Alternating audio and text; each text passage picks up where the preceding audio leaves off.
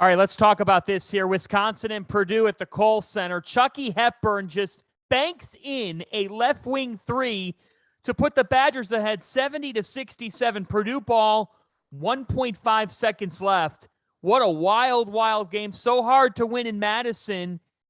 Thoughts on this wild finish between two top 10 teams? Well, it's a hard place to play in the Kohl, and Purdue has been right there, nip and tuck here this last 8 minutes. It actually took Johnny Davis to bank in a shot on the previous possession, and now Chucky banks in another one. So 2 bank shots for the Badgers to win the Big Ten championship tonight. We'll see if Purdue can string together a long pass here for 3, which Matt will do a good job. But again, Greg Gard, you can put him in a separate category as well. I believe they were preseason picked 10th in the Big Ten. Wow. It's over. They're storming the court in Madison as Wisconsin clinches a share of their 20th Big Ten regular season title. Absolute bedlam at the Kohl Center. What a win for Wisconsin. You know, Wisconsin was preseason 10th, and they're going to have a chance at home to win the outright Big Ten title. Greg Gard, not only Big Ten Coach of the Year, but he's in discussion for national. And I've been saying it, if you just take away the style points and how they look, if you match their resume up at the end of this weekend, heading up to the Big Ten tournament, they're no less than a 2 seed on the line. And to me, Wisconsin's going to be a team. They have a stud player, and they're going to be a team that's going to be hard to play against in March as well. No question. You know, when you think of Wisconsin, Arch, you know, you think about their collective approach, right? Team defense, team offense, the names and faces change, but from year in, year out, their style doesn't. But I think this year, you know, a little bit like Purdue, when we talked about Jaden Ivey and what he brings in just a different form to a Purdue team, you know, think back to like Maui, which this year was played in Las Vegas, when not everybody really truly understood how good Johnny Davis was. Yep. And now you take inventory here at the end as they win a Big Ten regular season championship. They won the Maui Invitational. They beat St. Mary's. You know, Notre Dame was in that. Houston, Oklahoma. they beat Houston full speed. I'm sorry. Houston when they were at full strength. And you win that Maui, you win the Big Ten regular season championship. You have arguably the best player on the court, game in, game out.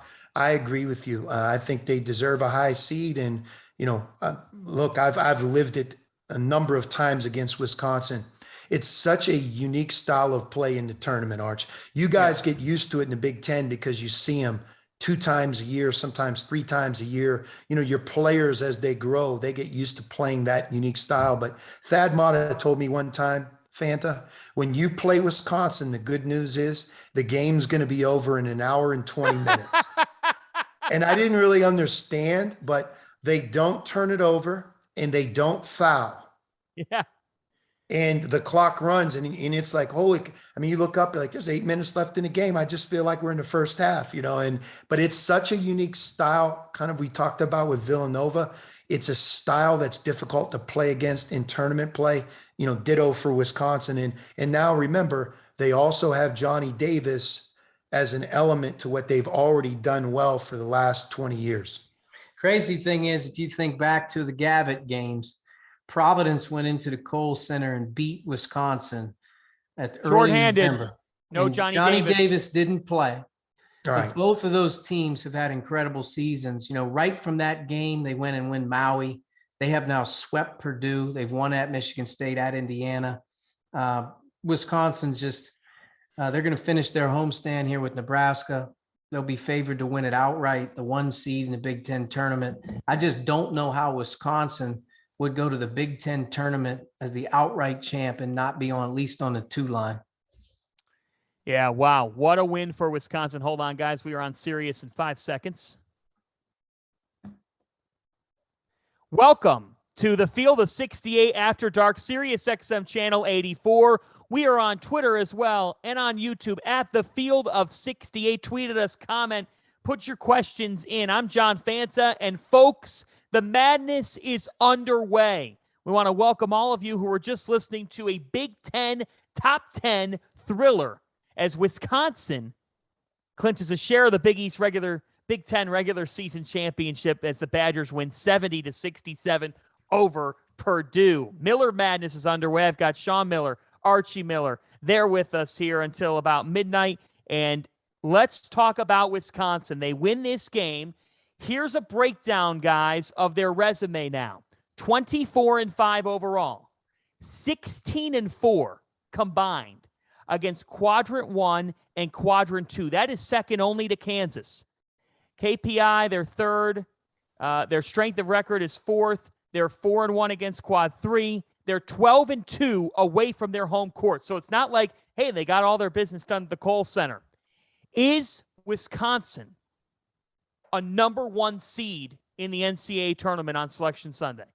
If they would win the Big Ten tournament, if they would win outright here, beat Nebraska Saturday, and then win the Big Ten tournament, it would be impossible for them not to be a 1 seed with the resume.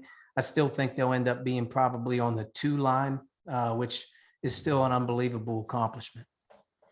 Here's the thing. Yeah. You make it to this league's championship game. If you've won that many games in a row, and by that point, you'd have potentially 20 combined Q1, Q2 wins. Yeah. They're a 1 seed. They're a 1 seed. Yeah, Put absolutely. Wisconsin on the number 1 Yeah. line. If they do that. But I think a good point you brought up, John, is the more you look at the metrics that make an NCAA tournament and in seeding as well, there's nothing more powerful than the number of Quad 1 games your team played, how many of those games you won, how many of those games you won on the road. And then the second part is just adding the Quad 2. Because what it takes into account is both your non-conference scheduling and also the depth and quality of the conference you play in. I mean, I'm fascinated watching the Big 12. You know, you watch Baylor on a Saturday, you leave that game saying, man, that was a tough game. Or you turn them on 2 days later, you know, they're home or away, they're playing another game. You're like, wow, back at it again. You know, tonight, TCU beats Kansas. TCU's good. Nobody thinks of TCU in the Big 12, but, you know, being able to reward these teams for playing that many Quad 1 and Quad 2 games, it supersedes the metrics and, you know, in Ken Palm. I think Ken Palm and the metrics are a significant piece, an important piece, but now that we're at the end, rewarding the tough schedules, I think that the top seeds will have the most of those games under their belt. Don't you think, Arch? I mean, when you were in the Big Ten, I remember watching from my vantage point, there were a couple seasons just watching you guys beat each other up. And you're like, my God, like teams are losing 3, 4, 5 games in a row. And that same team could go deep in the NCAA tournament. It was just so brutal in the months of January and February that you have to be rewarded for playing that type of schedule. Yeah, I mean, to be honest with you, it's like just a war of attrition. You just try to get to the end, you know, and I think like you know, for instance, a team like Ohio State right now who dropped a tough one to Nebraska, the schedule that they've been on and the pace that they have to finish the season in the Big Ten is almost unfair. You know, when you're playing 4 to 5 games in a 9 or 10 day period on the road and at home in that league, the wear and tear, like Sean said, on the bodies, on the minds, it's a tall task. And I think when you're in the Big 12 this year, when you're in the Big 10, the SEC this year, some of these leagues in particular, you're absolutely right that a 500 team in one of those leagues could realistically be a team that's in the Elite Eight. I mean, that's the competition level that they've competed against now for 2.5 months. And in most cases, if you're in the tournament, you have 4 or 5 wins against really good teams. You can beat anybody. Our year in the Big Ten the COVID cancel year that we were heading to the tournament, we had wins over, I think, 5 or 6 ranked teams that year. And to me, when you play that schedule, regardless of sort of your record, when you take a deep breath and get to March or head to the tournament, it isn't a whole lot you haven't seen in terms of competition. So I definitely agree with you. I wouldn't be surprised if a Big 12 or SEC team with a lower seed doesn't advance deep.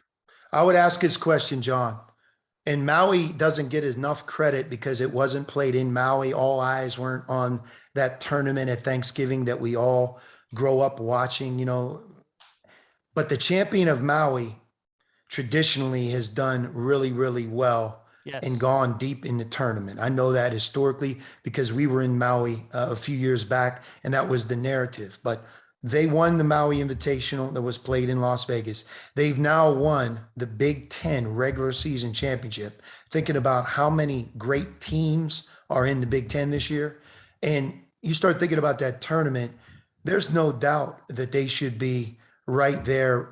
Those top 8 teams in the NCAA tournament, 1-2 seed, Wisconsin is in. I mean, and I could certainly see them being really dangerous in March. And Arch, they kind of snuck up. All the shine was on Purdue for so long. I mean, I found even on this show, we talk Purdue. Purdue's good, but Wisconsin has clearly emerged, and as evidenced by tonight's game. Well, here's my thought here. I have to say it. Let's just acknowledge the elephant in the room.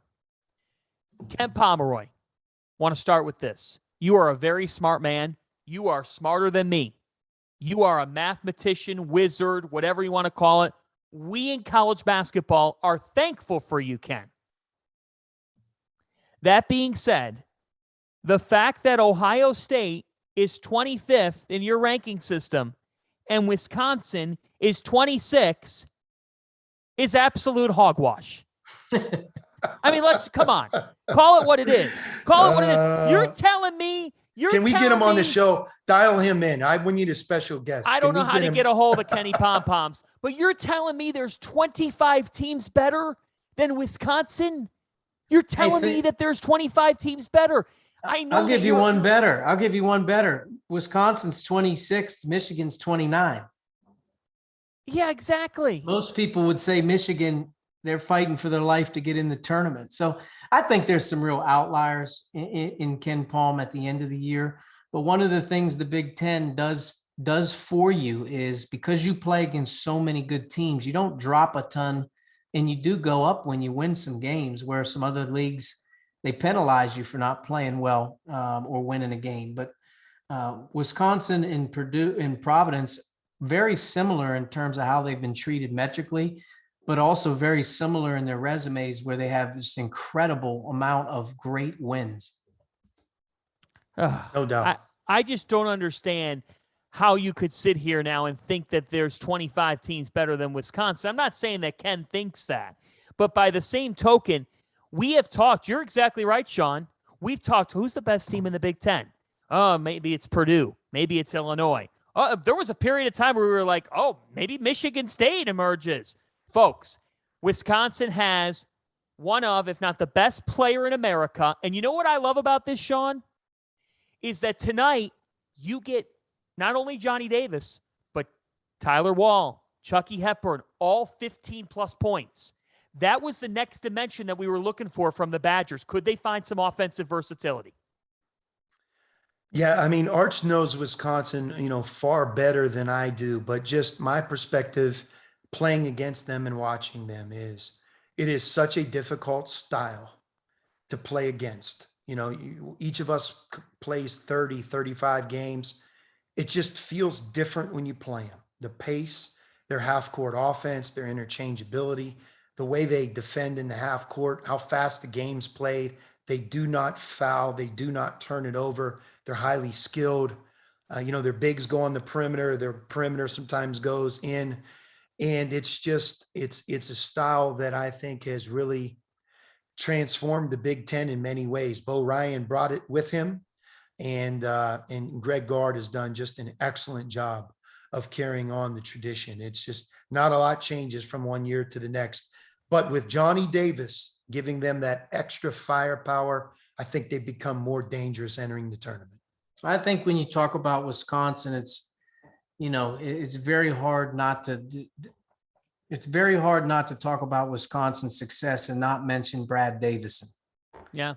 Brad Davison is a fifth-year senior. He's now won his second Big Ten championship. He is a tough kid. And he's sort of a leader amongst his group right now. You can tell that, his fire and how he competes and his leadership has been a big reason why Wisconsin hasn't dropped, an inch after all of the production that they lost a year ago. I think Tyler Wall will be a big key for their team. He's a third double-figure scorer at times. He was very good in Maui. And when they've had good wins, he's been able to get them 10 or 12. The guy who's really played well lately, though, is their freshman, Chucky Hepburn. They're getting really good play from Chucky Hepburn at the point. So, the tournament's a crapshoot. Could they lose in an early round? Maybe. But I just think that Wisconsin deserves all the credit right now. And Fanta, Greg can Gard we change deserves. subjects. I'm we're tired going of talking to. about the Big Ten. Yeah, that's enough. Well, it's the perfect segue to a break.